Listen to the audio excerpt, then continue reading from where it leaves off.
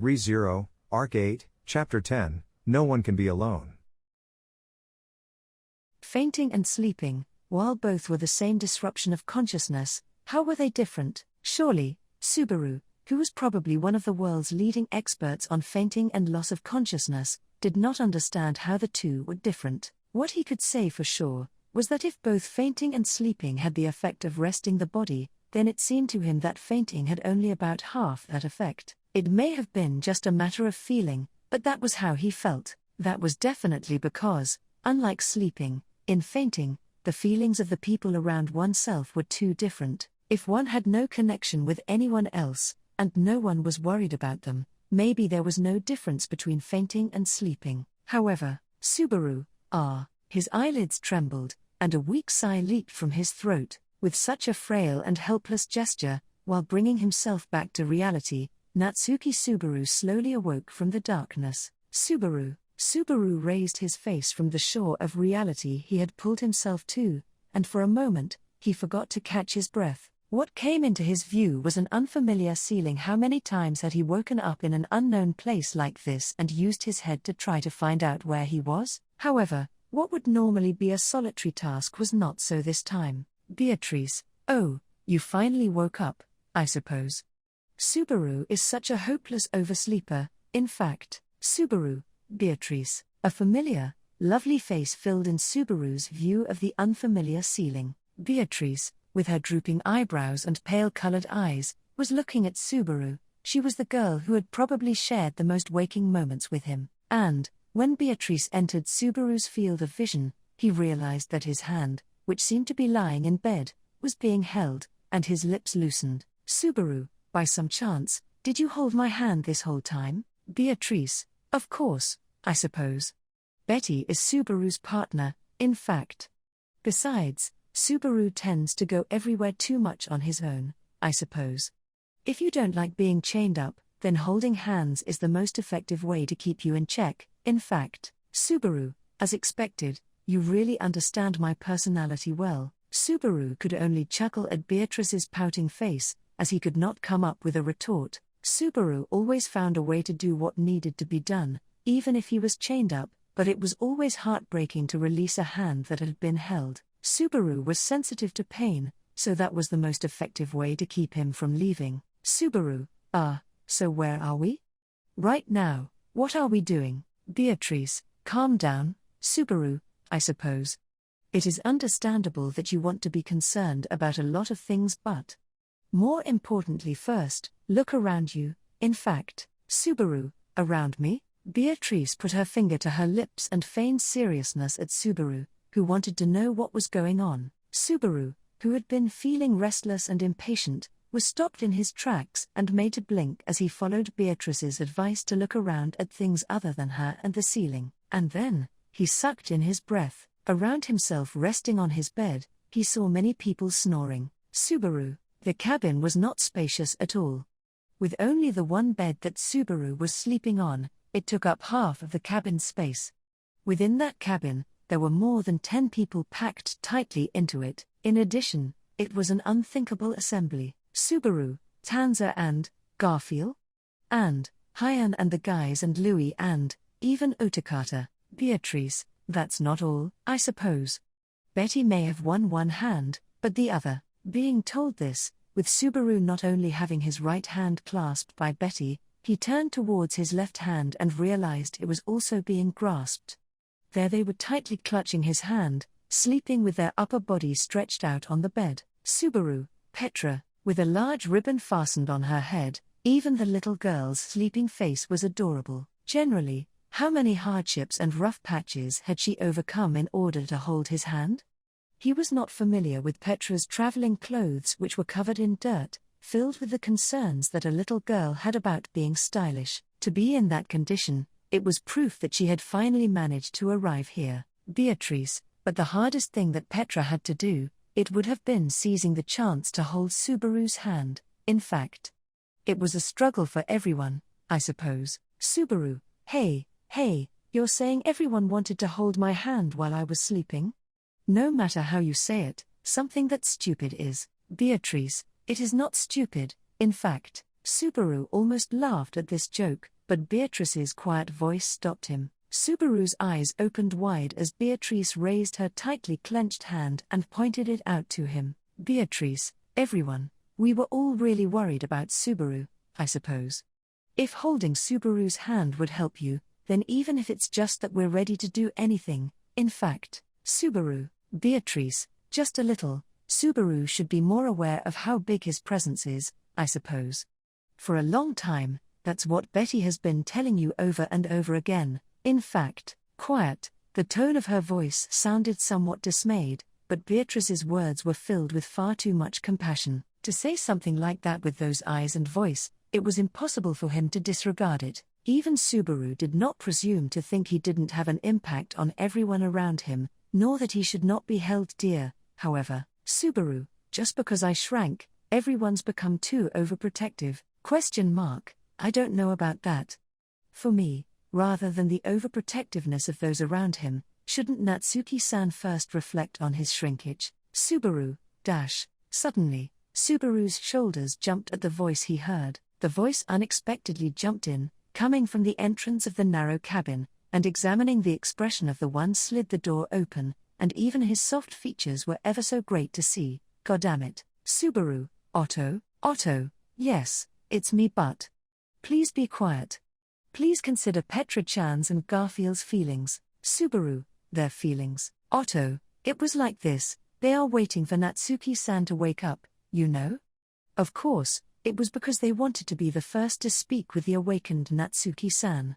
But, if they found out that I showed up like this and took that privilege, how much would they resent me? Subaru, ho, you're such a bad guy. Otto, even with Natsuki-san shrunken like this, you do not seem to talk any less. Putting his finger to his lips and lowering his voice, the young man that had appeared Otto looked around the cabin. He made a troubled expression. The inside of the chamber was so crowded that there was almost nowhere to step. Otto looked annoyed, but somehow managed to find a foothold and walked over to the bed. Otto, Beatrice-chan, you too, thank you for taking care of Natsuki-san. Beatrice, there's nothing to be tired of, I suppose. More importantly, are you going to inform them? In fact, Otto, of course, I will make sure to let everyone know that Natsuki-san is awake, but, as Beatrice looked at him with a reproachful gaze, Otto spaced out his words while smiling bitterly. As he made those spaced-out words sound more important, he looked at Subaru lying on the bed. Otto, although it pains me, since I was witness to Natsuki-san's inopportune waking, before things become too noisy, I would like to raise a personal complaint with you. Subaru, the nerve of you to act so nice. Otto, yes, I am a merchant after all. Touching his hatless head, Otto laughed with a face free of offense. That smile, it gave Subaru the same chills that the gaze of his enemies did, or the same chill he felt when he incurred Tanza's displeasure. While experiencing this sensation, Subaru took a deep breath. Admittedly, partially because he was sent to the Volakian Empire, Subaru believed that he was not as much at fault as he was for the ensuing troubles. However, it was true that he had made people worry. No matter what kind of complaints he was hit with, he would take them in stride. Subaru, okay, give me everything you've got. But, my mentality has also been suitably trained here. Don't think that you can destroy me with half-baked words. Otto, what kind of boast is that? Well, I do not intend on giving you a long lecture. Since I am not the only one who wants to say something to you, I will keep it short.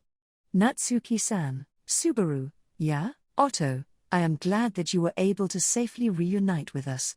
Please, do not worry too much. Subaru. A hand reached out, plopping itself onto Subaru's small shoulder. Feeling Otto's fingers, which were stronger than what the impression his features gave, they trembled slightly on top of his shoulder, and then Subaru's throat choked up. Firmly, Otto knitted his brows, his nose wrinkling as he let those words out. As he has always been one to look at himself from an unbiased view, Otto's uncontainable emotions became loosened. Subaru, his trained mental resolve, and his readiness to accept any blow, all of it was for naught. Those words that Otto had let out were a killing blow, mercilessly destroying Natsuki Subaru's barriers, driving a fatal blow into the bare soul underneath. In short, it was foul play. Otto, in any case, This works best on Natsuki-san, right, Subaru? You bastard. HK, in front of Subaru, whose whole body was trembling, tightening his expression, which had just been on the verge of crumbling, a daring, calm, and implicative smile emerged on Otto's face. Having been completely led by the nose, Subaru could not help his face turning red from the sense of defeat. No, there were other methods. As payback to Otto for being outwitted, though it was far from being a win, it was at least a way to not let him escape with victory. That was, Subaru, I've lost, it's a complete loss, Otto, you bastard. Otto, eh? While his face was red, Subaru had a wicked smile as he declared his defeat in a loud voice.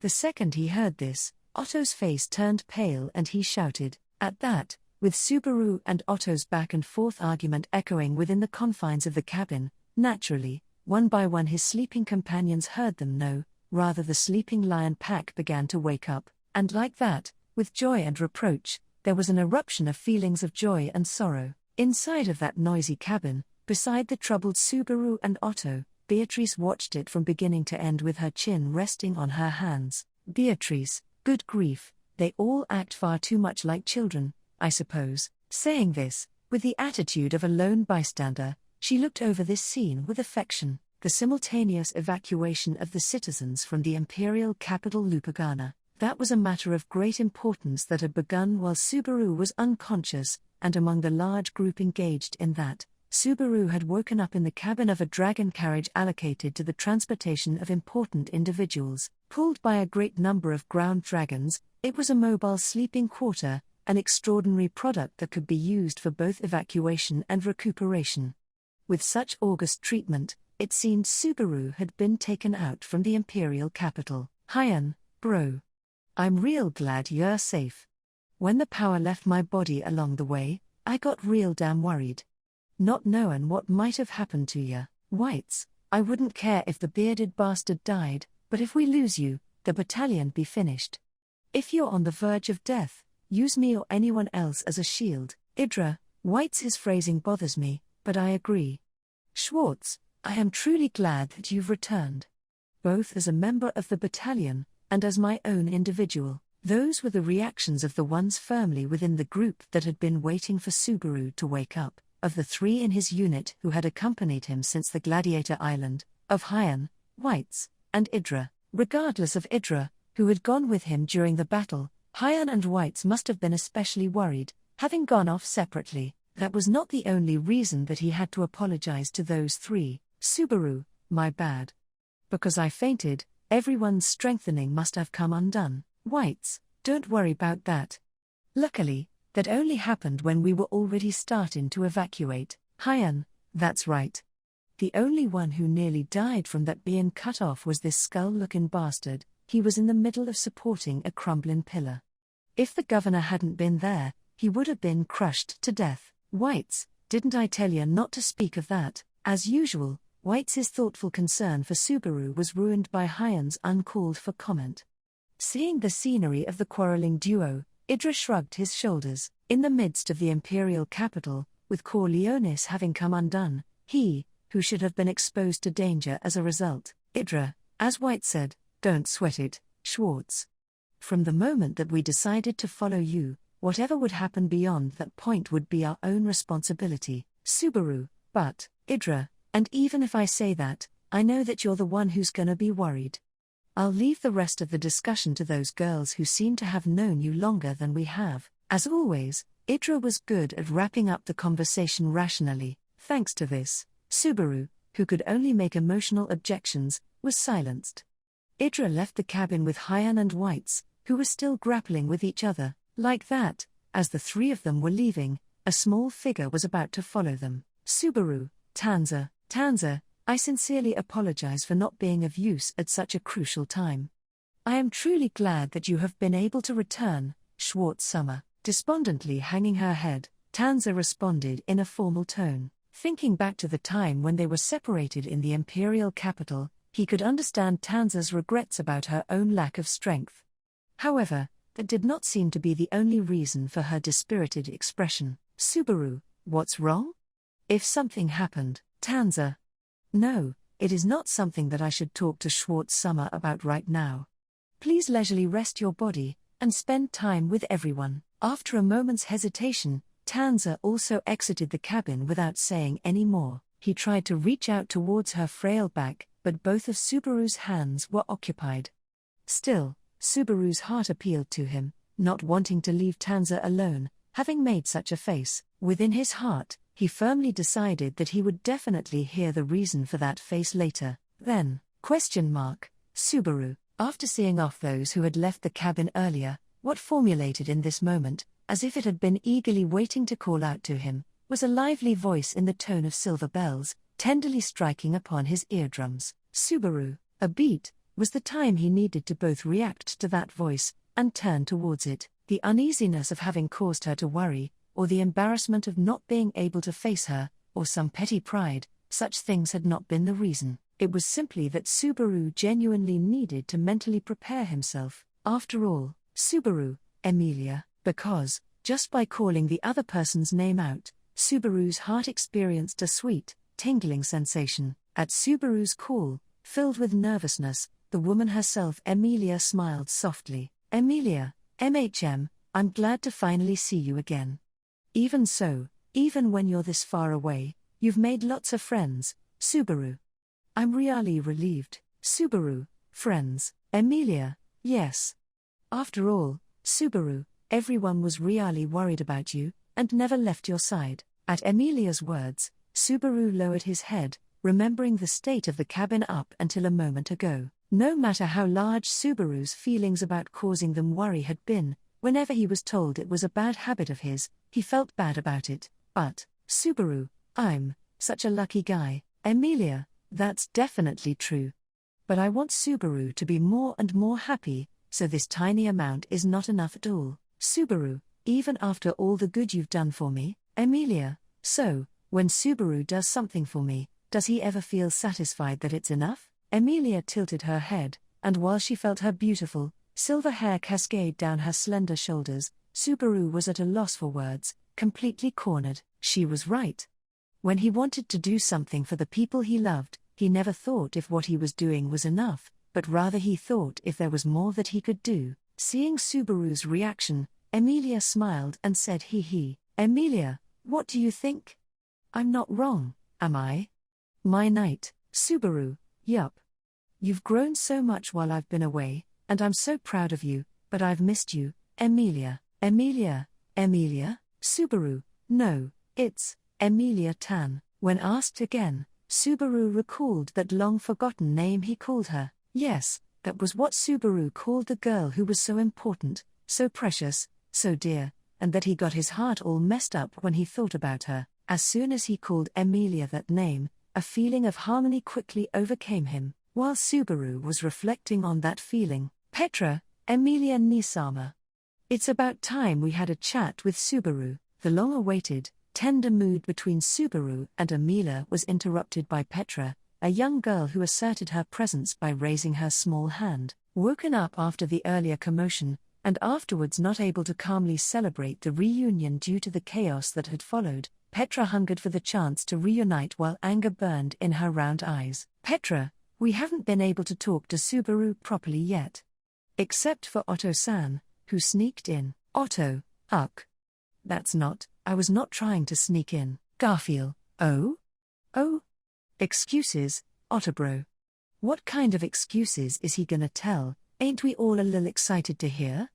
Your sneaking in here hurt even my amazing self, you know. Otto, even Garfield is snapping at me. Garfield dropped his shoulders in disappointment and made a sad gesture. When he stacked his attack on top of Petra's, Otto opened his eyes wide and shouted. Then Beatrice followed up with, that's right, in fact, as if to add insult to injury. Beatrice, Betty heard, I suppose. Otto said it himself, that he secretly came to talk to Subaru so that Petra and the others wouldn't find out about it. In fact, Emilia, really? Otto-kun, I understand how you feel, but we were all worried about Subaru, so you shouldn't cheat. Otto, I have no allies.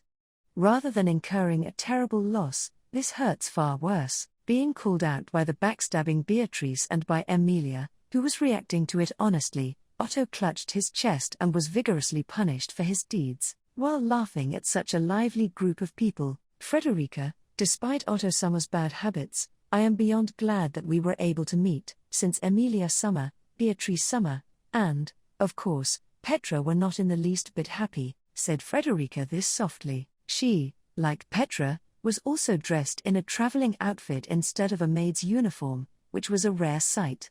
However, Subaru was immediately surprised to see a sight even more rare than that. The smiling Frederica had a tear well up in the corner of her eye, and it almost started to run down her cheek. Petra, Frederica Nisama, you're crying. Frederica, huh? My apologies. I was just, completely relieved. How indecent of me, Subaru. No, it's not indecent or anything at all. That's how worried you were about me. Frederica's tears surprised him, but more than that, he was grateful. As Frederica said, they had rushed to find the missing Subaru and the others, and the amount of trouble they had to overcome to get here was immeasurable. They were in an empire in a state of civil war, with borders that should not have been easy to cross. They must have overcome a number of obstacles that could not have been overcome by proper means in order to reach Subaru. Subaru, really, thank you, everyone. Garfield, it's only natural that our amazing selves would come here. Without the captain, we can't get our amazing selves together in any way, shape, or form. Petra, yeah, Garf-san is right. I am surprised that you became so tiny, though. Garfield rubbed the bridge of his nose, and Petra, smiling and nodding, chimed in at the end. Certainly, this couldn't be said to be over just with all of them coming together, at least not with Subaru's current condition. As expected, they did not intend to return to the kingdom of Lagunica with Subaru in a shrunken state. Natsuki Subaru would not be able to stand alongside Emilia unless he returned to his original age of 18. Subaru, well, Beatrice. Ahem. Biko, you don't mind me lining up next to you? Beatrice, nothing wrong with being at the same eye level, I suppose. But Betty misses being up in Subaru's arms already. In fact, that is why a big Subaru is preferable, I suppose. Petra, me too. I also think the big Subaru is better. I do think the current Subaru is nice and cute, but, Emilia, oh, you think he's cute, too. I'm glad I'm not the only one who thought so. Emilia's slightly off-topic response to the conversation caused a relaxed atmosphere to spread throughout the cabin. Subaru could feel the nostalgia of the long-separated Emilia camp in this gentle, indescribable atmosphere, and his soul found a sense of satisfaction. Having been thrown into the Wallachian Empire, he had spent time with the Shadrachian people, Flop, Medium, and later with members from Gladiator Island, all of whom had formed the Pleiades Battalion.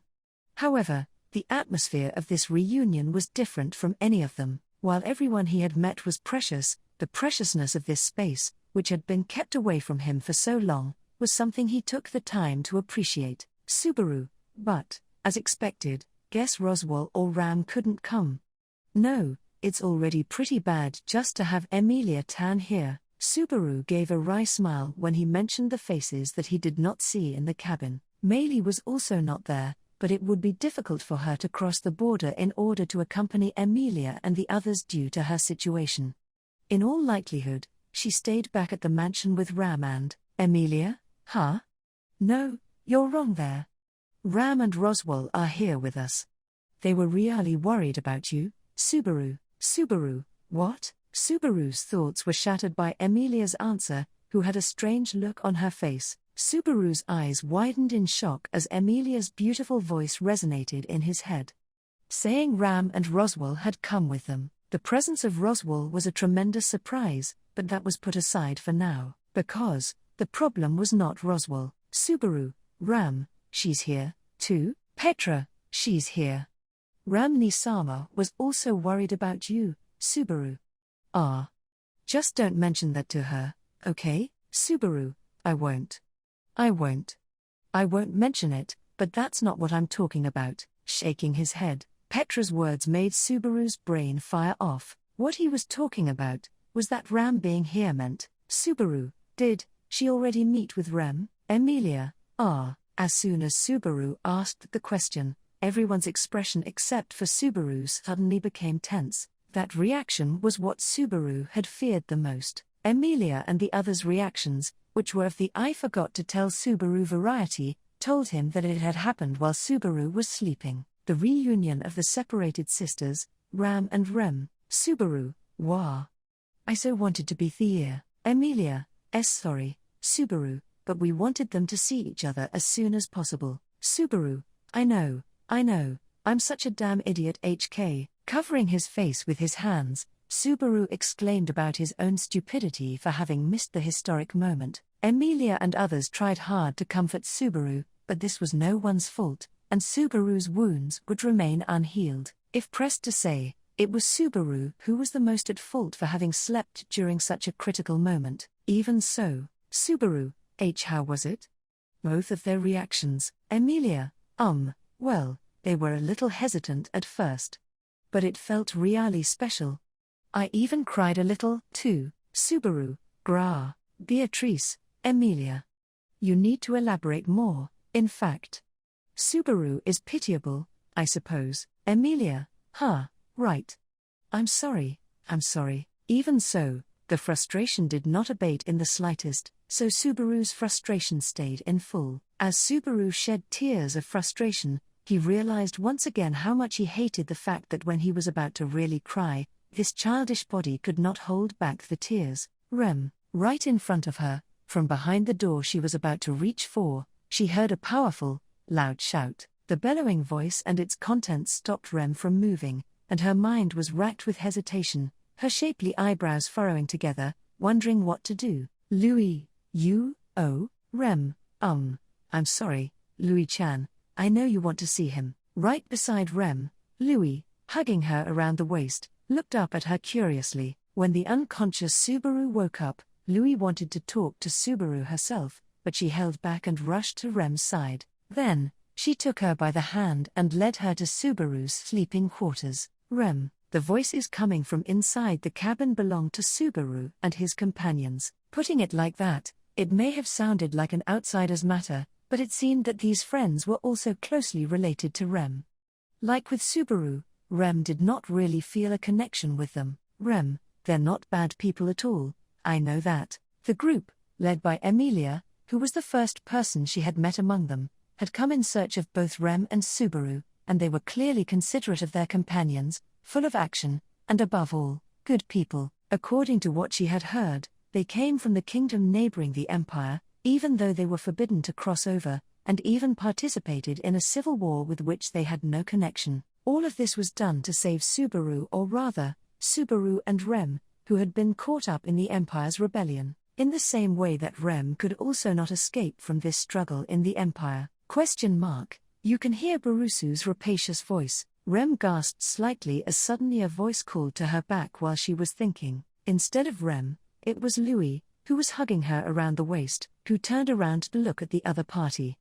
They looked back at Louis, who was looking at her, and let out a small sigh. Stop glaring at Ram with such an accusatory look. This was a tough love lesson for Barusu. No, there's no love, so it's just tough. Yes, a purely tough lesson. Rem, does that mean you don't like him?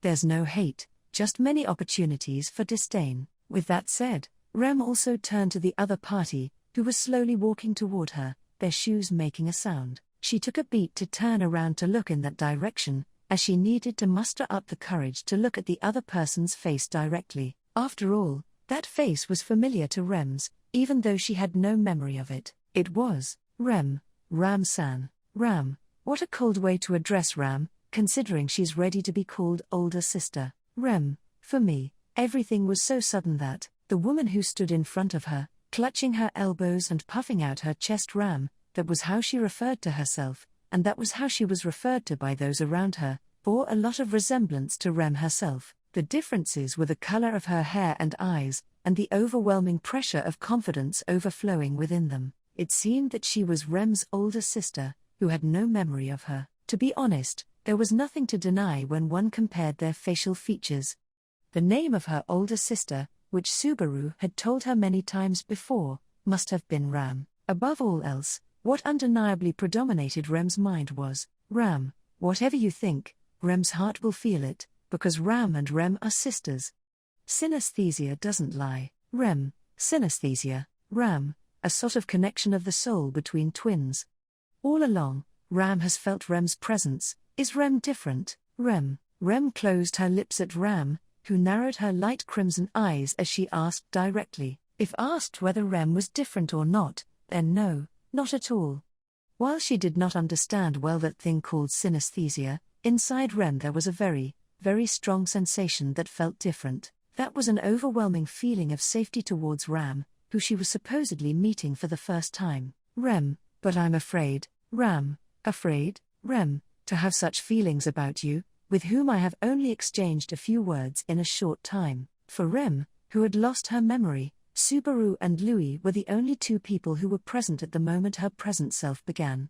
Due to the circumstances, she pushed Subaru away and kept Louis by her side at first. After that, Rem got to know the Shadrachian people, Flop and Medium, Priscilla and Katya, and in Rem's own way, she established various relationships with them. Even then, Ram's very existence overtook them all at once, and tried to stand at the top. Rem, that is what I'm afraid of. This inexpressible sense of security, it was the footsteps of the past approaching. It was not that she did not wish to regain her lost memories. But it also seemed as though many of Rem's problems would surely come back to her with the return of them. But at the same time, she feared that when those footsteps caught up with her, everything would change. If the way you saw, the way you felt, the way you thought, if everything changed, yes, firmly, intensely Rem shut her eyes and clutched her chest, and there, Ram, yes.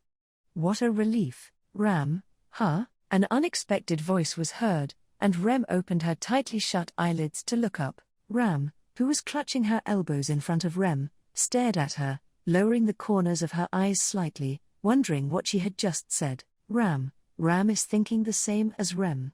Afraid, Rem, afraid, you mean, Ram, what if Rem naturally accepted synesthesia and jumped into Ram's chest as a given? Yes, Ram was afraid, Rem, as she had a tender expression, but spoke about fear. Rem began to understand less how Ram in front of her felt.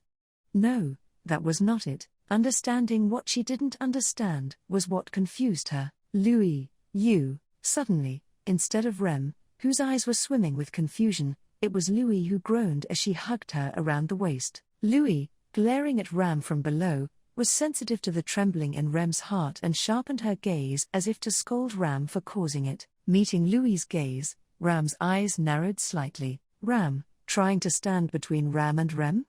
Of all people, you? Louis, you, Ram, so, you're not going to back down. This is complicated, but not unpleasant. Just what history was there between them, that Ram had said such while showing signs that she also knew Louis, then looked into Rem's eyes once again. When their eyes met, she could not separate them from hers. Even though her heart felt like being burned by the intensity of that gaze, her soul was attracted to it. Her anxiety grew stronger and stronger, just as equally strong as her captivation towards Ram. Feeling it intensely, Rem bit her lip hard. Rem, you certainly must be my older sister. I can believe that without a doubt. It's just, Ram, even if your heart is convinced, your mind is not? Rem, yes, Ram, right. Then, that is fine for now. Rem nodded weakly, and Ram closed the distance with another step. Rem's shoulders tensed at the sight of her approaching, and Louis stepped forward to protect her. But Rem gently held Louis's shoulder and said, "It's okay," stopping the gentle little girl. Then, of their own volition, they directed their gazes directly at Ram. With Rem's gaze on her, Ram uncrossed her arms and held out her hand. The hand that was offered by the person whose heart had already recognized her as her sister. Ram, I am Ram. Your older sister, doubtlessly born to love you. Ram, though, there are other people just as important to this independent older sister of yours too. Rem's eyes widened at the words spoken with such calm and confidence. Then, as the meaning of the words began to sink in, a gasp escaped her lips. Rem just gave a little smile and laughed. Rem, turns out, you are a frightening person.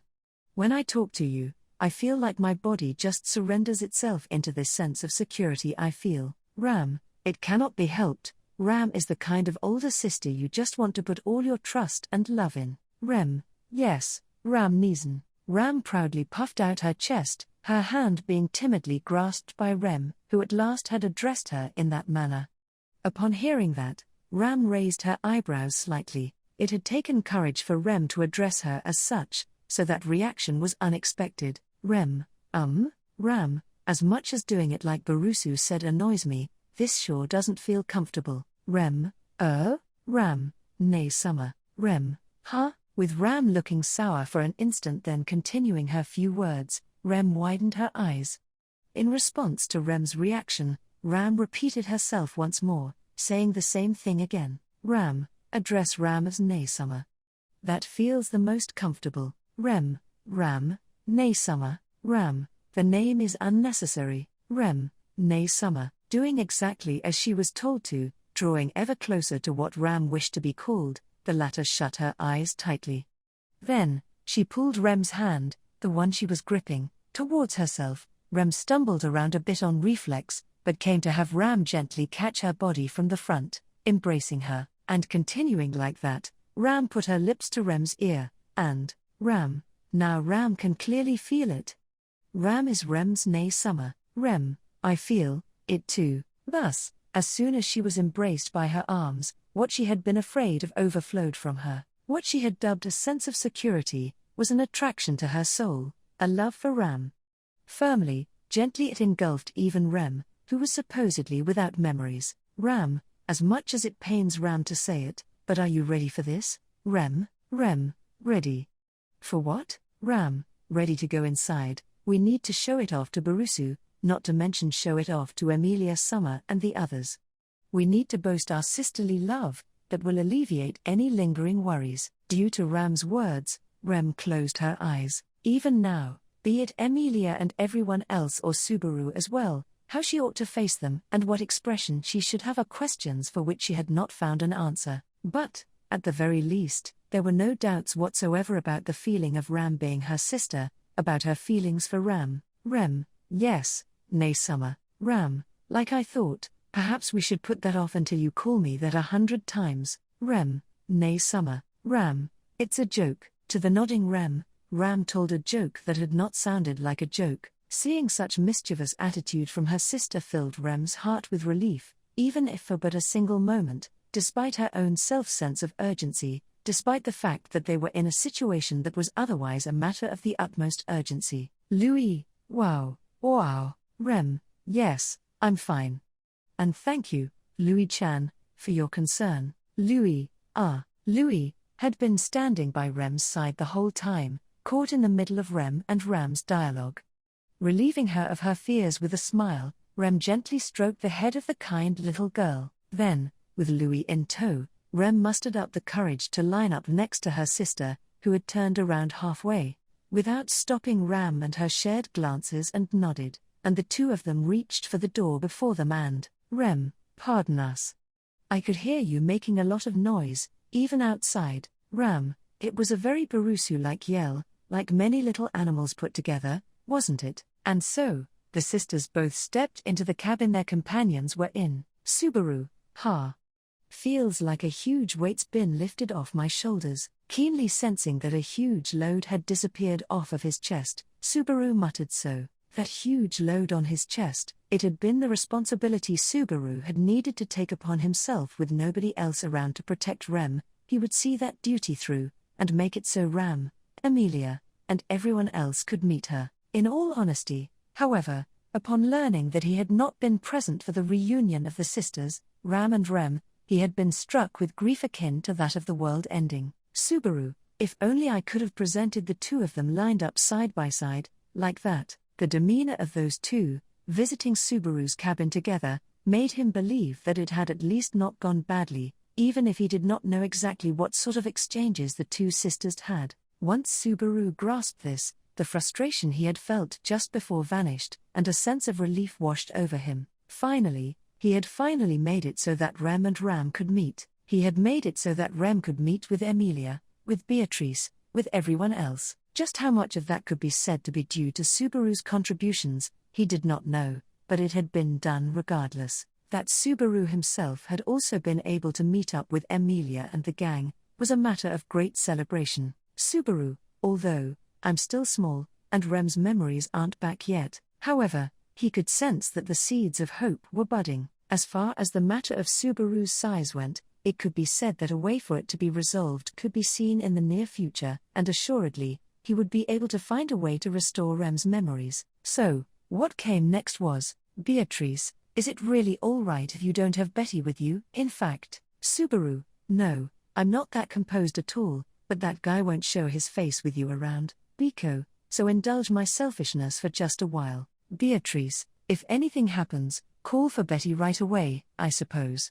Betty will come rushing with a Zyum. In fact, Subaru, I'll be counting on you. Until the very end, Beatrice wanted to avoid letting go of Subaru's hand. The deeply considerate girl tenderly detached her hand, once Emilia and everyone else reluctantly parted with him and exited the cabin. Subaru was left with nobody else in the cabin, filled with silence. Once the factors for it having been so lively up until this point had all left the cabin, Subaru was instantly overwhelmed by a myriad of misgivings. The retreat from the imperial capital, on how large of a scale had it been undertaken?